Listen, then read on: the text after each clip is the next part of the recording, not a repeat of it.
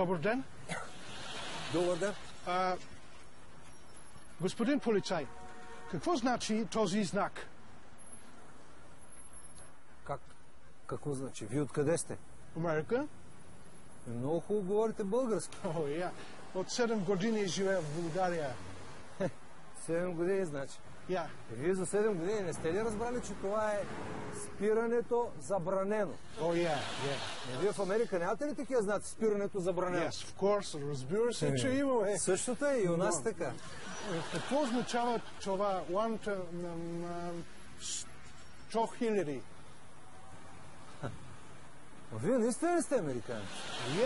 Вие сте умни хора, пък. Значи, това означава спирането забранено за коли под 100 хиляди лева. Тоест по-евтини от 100 хиляди лева. За тях е забранено спирането. Какво става? Какво става? Не гледаме знаците или какво? Бегай, айде.